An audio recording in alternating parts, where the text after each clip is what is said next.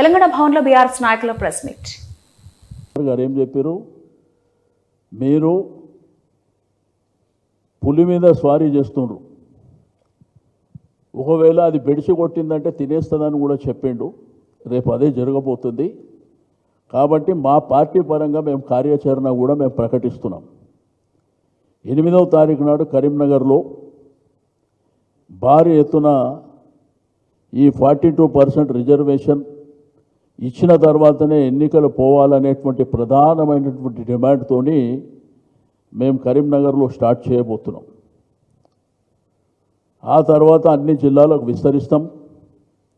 తప్పకుండా ఈ కాంగ్రెస్ ప్రభుత్వాన్ని ప్రజల దగ్గర దోషిగా నిలబెడతాం.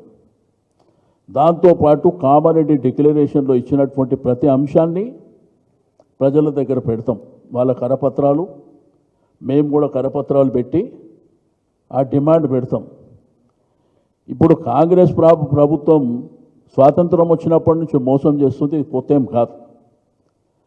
వాళ్ళు ఏంటంటే అధికారం ఉన్న ప్రభుత్వంలోనేమో ఇంకా 3 మంత్రులు ఉన్నాయి, మీరు దమ్ముంటే బీసీలను చేయండి, అది చేయరు. దాంతోపాటు కార్పొరేషన్ చైర్మన్లు ఉన్నాయి, అవి బీసీలకు ఇవ్వండి, అది చేయరు. అన్నీ ఏవైతే కన్స్ట్రక్షన్ ఫీల్డ్లో ఉన్నటువంటి ప్రతి ఇరిగేషన్ కాంట్రాక్టులు కావచ్చు అన్నీ 42% ఇస్తామని కామారెడ్డి డిక్లరేషన్లో చెప్పారు.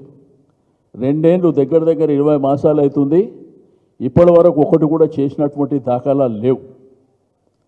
రెండోది, అధికారంలో ఎవరైతే ఐఏఎస్ కానీ ఐపీఎస్ కానీ లేకపోతే ఇంజనీరింగ్ కానీ లేకపోతే డిపార్ట్మెంట్లో పనిచేసేటువంటి బీసీలని అందరినీ లూప్ లైన్లో వేసి ఫార్వర్డ్ కమ్యూనిటీకి సంబంధించిన వాళ్ళనే మెయిన్ స్ట్రీమ్లో పెట్టిర్రు.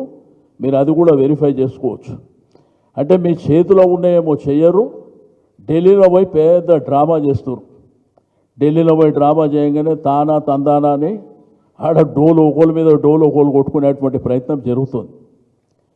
నేను ఈ సందర్భంగా తెలియజేసేది ఒకటే, మేము కూడా ఢిల్లీలో రాష్ట్రపతి గారిని కలవబోతున్నాం.